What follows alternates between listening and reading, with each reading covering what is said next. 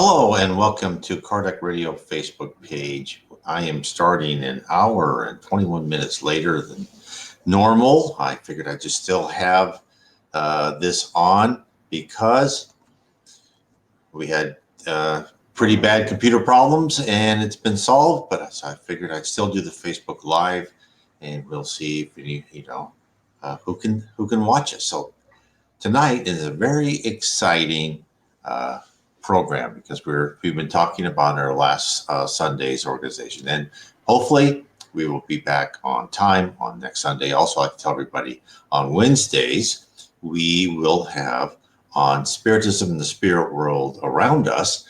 We shall have Wednesday nights also at 7 p.m. Eastern, 4 p.m. Pacific, all time zones around the world. We're talking about another live stream. Oh, hi, Matthew. Yes, better late than never.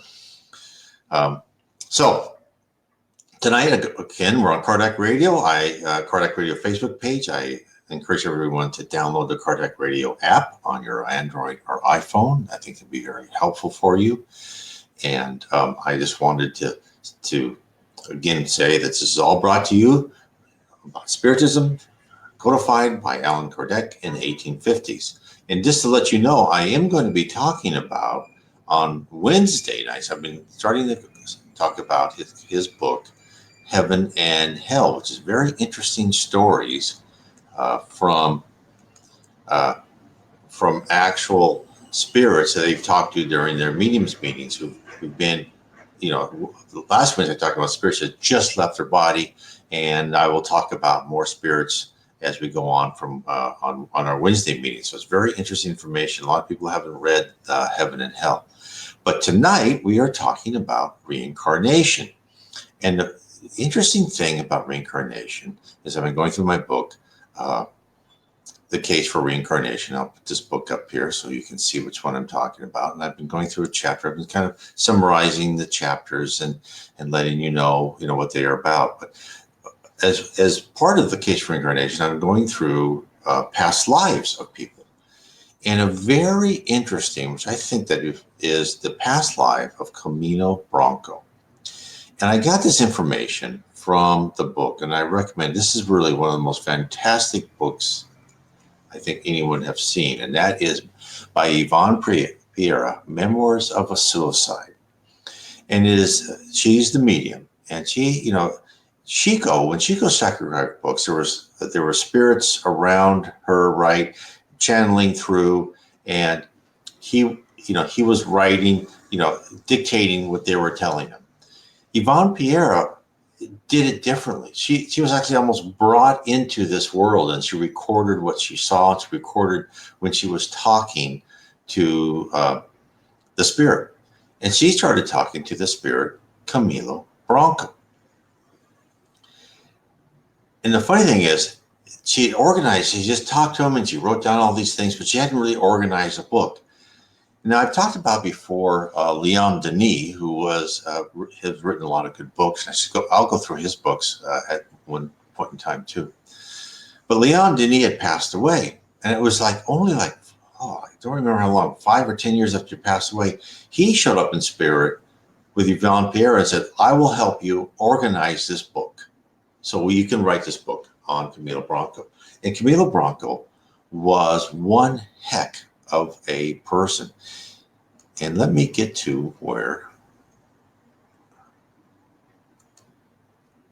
So, and I go through this, his name is Camilo Castelo Branco. And I like to introduce this by saying that the fact that we reincarnate means that all of us has had past lives. Therefore, to understand the reasons we reincarnate in different situations, it's beneficial to analyze the past lives of others. So we may determine why some people have the arc of their lives that were given to them. The subject I picked tonight is Camilo Branco, who was a famous Portuguese author who lived in Portugal in the 19th century. He committed suicide in 1890.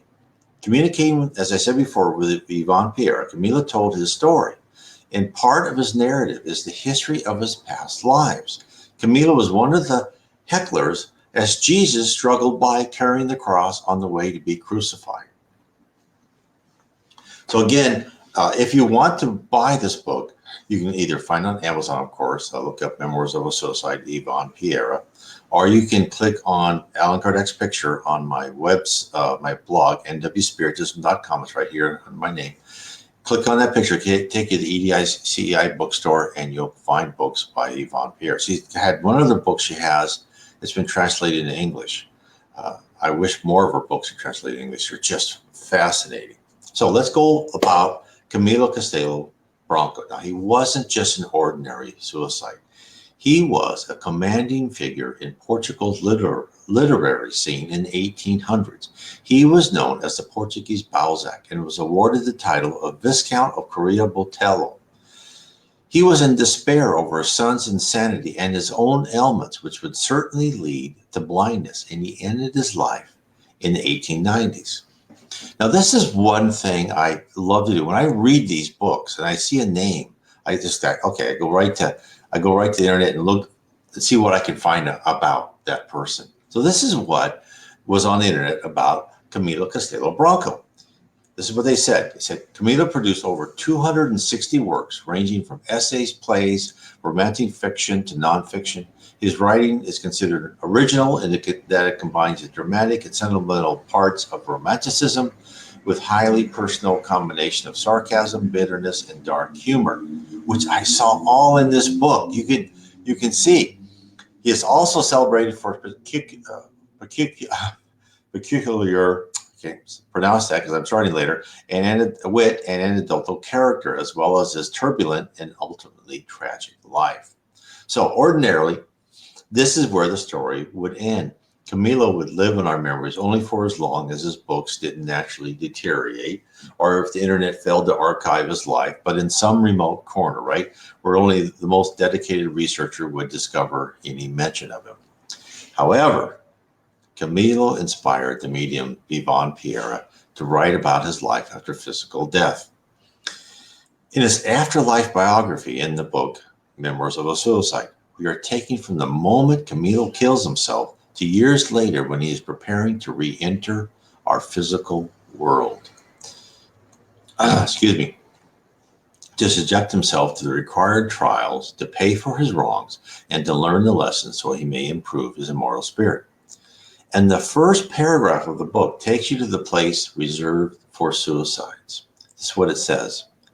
It was the month of January 1891 when I found myself being held in an area of the invisible world.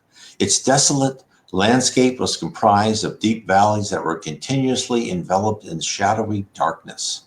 Within its winding gorges and sinister caves, spirits that used to be men and women on the earth howled like hordes of infuriated demons, demented by the absolutely inconceivable intensity and strangeness of the sufferings that tormented them. So, I'm not going to tell you the whole story. I just want to go through what his past lives were, so you can understand some of his past lives. So, only when his natural years of living ended is Camilo taken out of that horrid landscape up to the Mary of Nazareth Hospital. The latter is a spirit colony reserved for suicides, men and women, to recuperate after their ordeal and to learn about their obligations according to their sacred mission to fully live out the life that they had chosen beforehand. And running from cowardice from one's assigned tribulations in the physical life results in severe penalties. As part of his rehabilitation, Camilo must learn what brought him to his decision to escape his ailments and why he was given the sufferings that he should have endured with dignity. So, and again, as I've said before, remember, this is why this book is so good. They tell all these suicides, like they say, if you just waited, God in the spirit world, Jesus doesn't create, trials for you that will go on forever, right? If you had waited a week, a month, 5 months, 9 months, it would have resolved itself. Now, some people who may have really bad sickness can resolve itself in death, but you've learned a lesson, and at least you're over the pain. But it resolves itself. That's why we are given time in this physical world, because it forces us to move forward. So his first life was in 30, this takes place in 33 AD. So for Camilo to understand why he was destined to be blind in old age. Okay, so remember this. This is, first he was depressed, his son killed himself, and then he was, because of syphilis, he was going to go blind in old age. There was a lot of, right, in those days, syphilis hurt quite a few people. So we all know, people listen to, oh, hello, Dania. We all know that there's a reason for everything that happens to us. For every action, there is a reaction. And therefore, our lives are finally orchestrated to test and uplift us, as well as hammer out with our head upon the anvil sometimes the bad habits and intentions that we have carried on for too long. As part of his preparation for a fruitful return to a physical body, Camilo was taken to a classroom amphitheater where he is strapped into a device. He's strapped into a device that would take him back to his past. This is not merely witnessing a picture on the screen, but a complete four-dimensional experience where he and his fellow classmates were inside his preceding lives. He was nervous, for all of his previous students had revealed crimes and failures to be ashamed of for several lifetimes. Now I'll give you, this is a little bit of how he begins the narrative, and I'll read part of it because he's just a good writer. He goes, I went back to the year 33 AD. However, I was not only remembering it, I was actually living in that time period, exactly as before. The holy city of the Jews, Jerusalem, was experiencing feverish events on that hot, sunny morning. I felt possessed by a diabolical happiness as I walked through the streets packed with foreigners, inciting riots, encouraging fights, spreading disquieting gossip, promoting disorder. It was the feast day of Calvary, and it was known that a certain revolutionary named Jesus of Nazareth had been condemned by the authorities of Rome to die on the cross, along with two other criminals. So, Camilo in his book says he knew, he could just tell when he was strapped in his chair, that his previous life, he was a wretched person, poor and evil. He lived off discarded clothes and food of others. His greatest pleasure was to witness misfortune of any kind, drunks, fights, and torture. He found himself following Jesus so he could witness pain and suffering. So this is what he goes, I'll give you another sample. Fierce in my obstinacy, I follow him on his dolorous climb, yelling offenses and vile scorn. And I must confess that the only reason I do not strike him with stones with the violence of my murderous arm is because he is so closely guarded by the Roman soldiers. The truth is that I've always felt myself to be inferior and belittled everywhere I go. I feel envy and hatred towards everything that actually is, or that I believe to be, superior to me. Ugly, disheveled, ignoble, deformed, I had only one arm. Degraded, ambitious, the stuff of pure evil dripped from my heart. So, now wait, it gets worse. In the book, he notices Mary, the mother of Jesus, and yells out insults and sarcastic remarks to her. Anything to hurt everyone around him. A man with one arm, for what offense he lost an arm, we don't know. We never find that out. But he was on a mission to equally harm the world. A man who was rescued from the valley of the suicides by the organization of the very woman he abused more than 1,800 years earlier. I can't imagine the nightmare of discovering his deeds. I can only contemplate in fear what horrible crimes I must have committed in some previous wretched life. For all of us are on the path to become better, which means that in the past we've made choices that we would certainly scorn and disapprove of today. So, after witnessing the death of Christ, Camilo went on to take part in the stoning of Stephen, or Stephen as some people call him. He readily assisted the Sanhedrin to ferret out Christians. Then he discovered this. He said, this is what he wrote. In fact, I was not even a son of Israel. I had come from far away, an adventurer and disbeliever from distant Gaul. I had fled my own tribe, where I had been condemned to death for the double crime of murder and treason to my homeland, having arrived in Judea by chance in the last months of the Lord's ministry. So his life during the time of Christ was one of constant strife, caused by his own defective character. He did not experience any redeeming act by living his nightmare of impiety. So, what was his next life? His next life, so he was still strapped in this chair. They showed him, and now they showed him this whole thing in front of all of his friends who's he seen their past lives. And I go on some of their past lives. I'll talk about those later on in subsequent uh, our meetings, our Facebook live streaming. So his next past life is in the 17th century in Spain.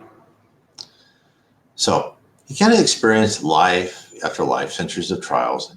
He was always a base person without moral guidance. His only wish was to gain wealth and pleasure. Boy, I've heard that about me, is that my only wish was to gain wealth. Sometimes he would climb high on the social ladder, but the expected improvement in his spiritual state never materialized. Hence, whenever he climbed high, he felt further each time his wrongs were discovered. His lives were always located in the regions of France or Spain. In between lives, he would learn about the spiritual principles that would be presented to the world in the form of the doctrine of Spiritism in the 1850s. Camilo desired the progression of the state of his soul. He knew that he should learn how to be charitable, loving, unselfish, and fraternal. But his motivations for adapting these attributes were in the expectation that he could use them to appear good while accumulating more riches and other advantages, all for his use.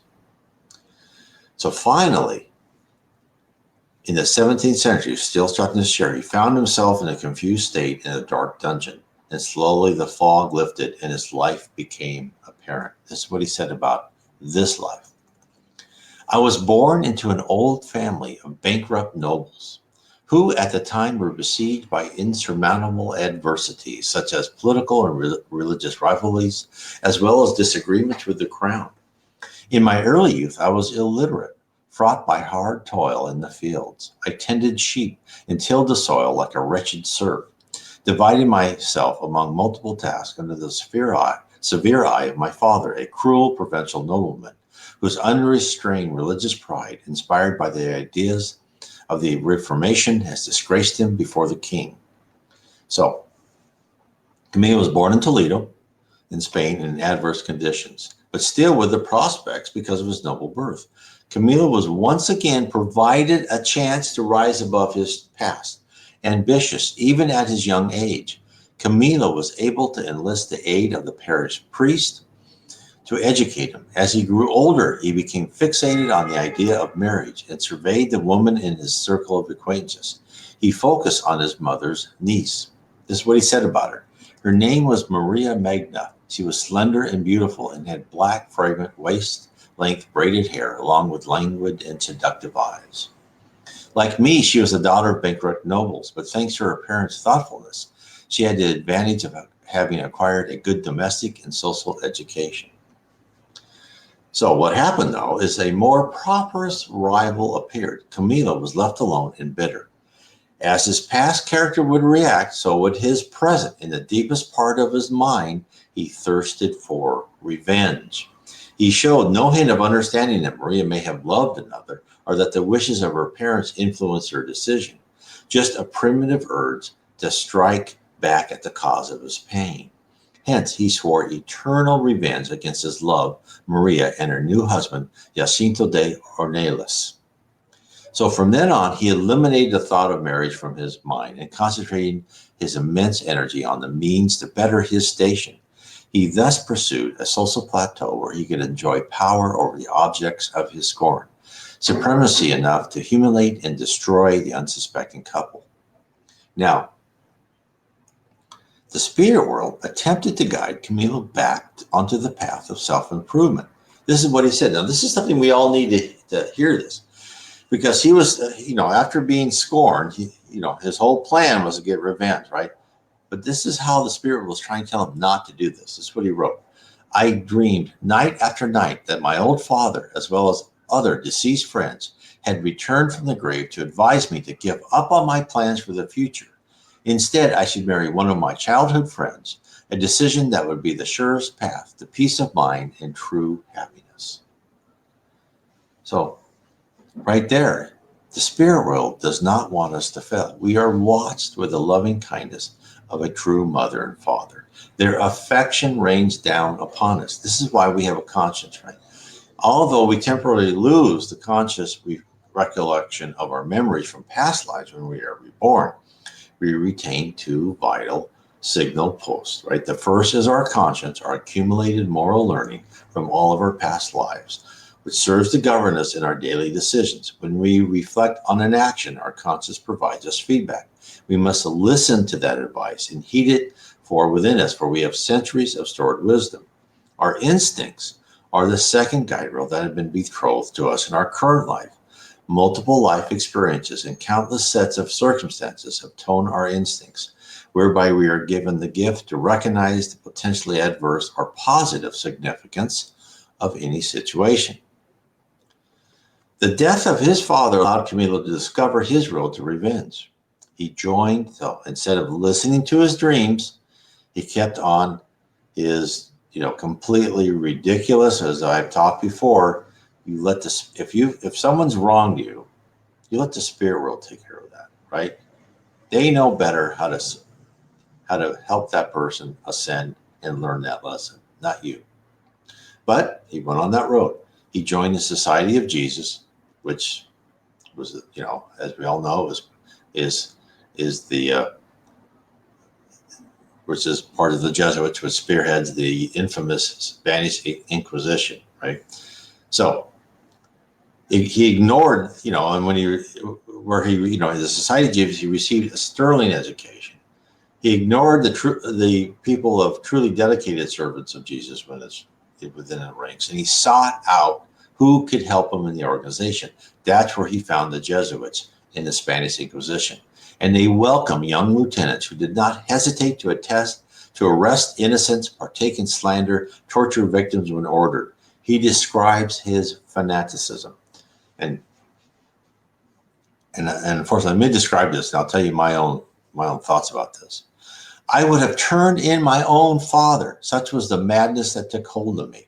I would have dragged him before the tribunal as the agent of reformation if he had not surrendered his soul to the Creator, thanks to the mercy of heaven. However, I did not do all that to give vent to my own evilness. My intent was only to serve my superiors, to exalt the Jesuit cause, to prove the unending dedication and unconditional gratitude my passionate soul could muster for all the support they had given me. I myself had become a victim of that very institution, because in recognizing my submission for the favors I had received, my superiors took advantage of my sentiments and induced me to commit abominable crimes, certain as they were that I would be incapable of betrayal. So he worked his way up among the ranks of the Jesuits for 15 years.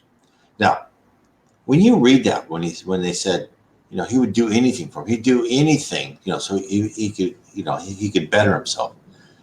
It's amazing. When I was going through the internet boom, this was in the late 1990s, right?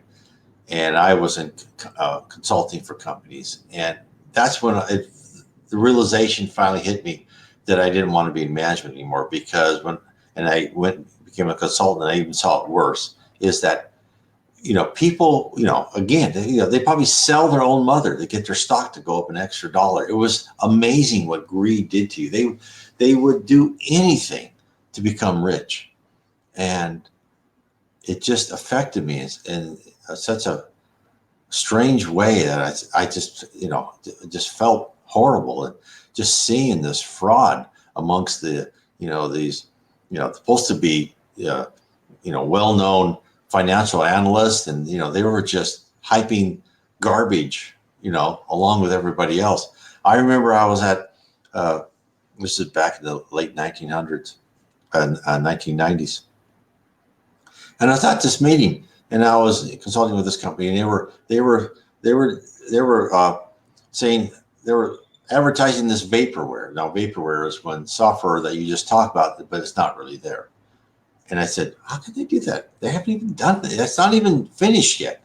And then this next guy came up and goes, yeah, we're already communicating with their vaporware. Right, he didn't say vaporware. We're already communicating. And this other consultant, who was working with them, and he and I look at each other and we go, oh, it was all total fabrication. So anyway, that's my own little story. Not very interesting, but I've seen that. I've seen that just complete disregard for honesty and just the pursuit of money.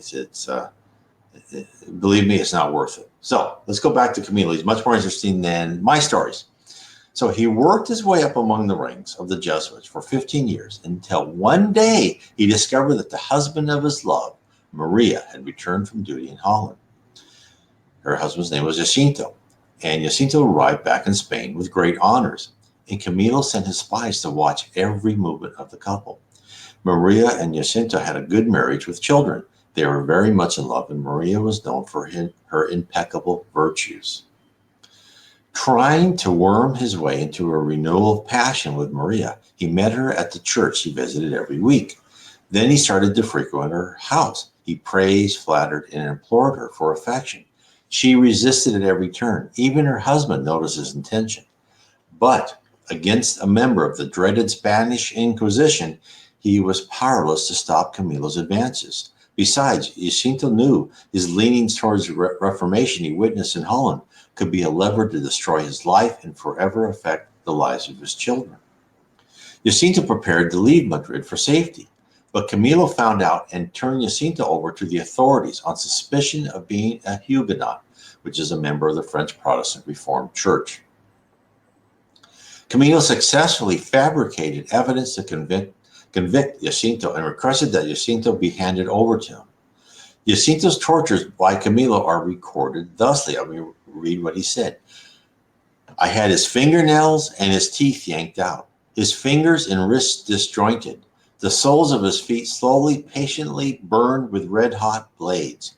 I had him flogged until his flesh shredded, and all of it under the pretext of saving him from hell for being apostatized, forcing him to make confessions of supposed conspiracies against the church under whose name I took shelter for such vile acts. Amazing. So knowing the cause of her husband's incarceration, Maria went to plead with Camilo to release her husband. Camilo forced Maria to give in to all of his wishes. While Maria did all that Camilo demanded, he could see the disdain in his eyes. Therefore, eventually he got tired of using her, right? He got tired of his malicious game, so he decided to return her husband to her. However, Camilo had one more horrible deed to accomplish. This is what he wrote. Maria had pleaded for life and the freedom of her husband, and I had promised to concede them, but she had forgotten to ask me to return him intact, without mutilations. Therefore, I had his eyes gouged out with a red-hot iron, thus barbarically disfiguring him, forever plunging him into the darkness of indescribable torment. I never even dreamed that there was an almighty God following from the height of his justice my abominable act, which I archived in the folds of my conscience, as if reflected in a mirror, in order to accuse me and demand unappealable atonement through the centuries. So remember, Camilo Branco, his punishment for this, and who knows how many other people he tortured, was to lose his eyesight through sickness at an old age. So when we talk about karma, the spirit world is really nice to us in many, many instances. So let me keep finishing. So think about that. So 2 months after being released, Jacinto, using a knife he asked his 5-year-old son to fetch him, committed suicide. So after that, finally realizing the extent of his crimes, Camilo could not sleep. He suffered from incessant nightmares and could no longer carry out the orders of his superiors. Subsequently, falling out of favor, he was imprisoned for life by the same institution that he had been so dedicated in carrying out their diabolical commands. He died alone in his cell, full of regrets. So at this point in his spiritual interrogation, remember all this he's realizing with all of his buddies, right, his friends, suicide friends, into this amphitheater. He finally realized why he was destined for blindness in his last life. He knew that he was meant to face the same dread and hopelessness that his innocent victim fell 300 years earlier. Even worse was that he didn't have the courage to face it. Instead, he weakened and sought immediately to escape his intended misfortune. Camilo now understood that it wasn't divine providence that determined that he was to be blind in his old age, but himself. His action. Oh, hello, Jacob. His actions had consequences, and between physical lives, he determined the trials and the lessons he should have lived through. He leaves us with this thought: the truth is that it was my situation of my own creation, caused by my own wrongs and defects down through the ages. So past lives are important to us. Even though we may not recall while incarnated what they were, we can, by analyzing the trials, obstacles, and events of our present life, infer what we must repair and learn in this life. We must never be deterred in finishing our assigned task. The harsher our trials, the more we have to learn from them, and we should be grateful for the opportunity to recover our moral debts and resume stepping up the ladder of the purification of souls. So again, you can read this story and more of what I have in my book, The Case for Reincarnation. I'll put this up again. So I go through how reincarnation starts, what the process is, how you, with your spirit mentors, decide how to plan your life, and give you examples of other past lives. I present this. I mean, this information you can read through the Spirits book and books by, of course, Yvonne Pierre, the Members of the Suicide, and other books by Chico Xavier. But what I try to do in this book, I try to take everything that I've read in any books around reincarnation through spiritist mediums in English and kind of go a step by step. What is the process? How does the process work? How does it affect you? To really explain what is reincarnation, how it works, what it means to us. So I'm hoping this will be as of use to you. I want to tell you, please share this video with others on other Facebook page. I will post this video on YouTube and BitChute. Please subscribe, tell your friends, subscribe to our YouTube channel. Please share this video on YouTube. It helps the algorithm so we can get as many people to get a little taste of Spiritism as possible. And tell your friends if that is what you want to do. Don't be overbearing. Just put information on the table and say, here's some information you may be interested. I want to say, everyone, thank you for being with me tonight. And I will see you next Sunday on Kardec Radio Facebook page, but I'll also see you on Wednesday on the Facebook page, Spiritism and the Spirit World Around Us. And I'll see you then at 8 o'clock. Good night.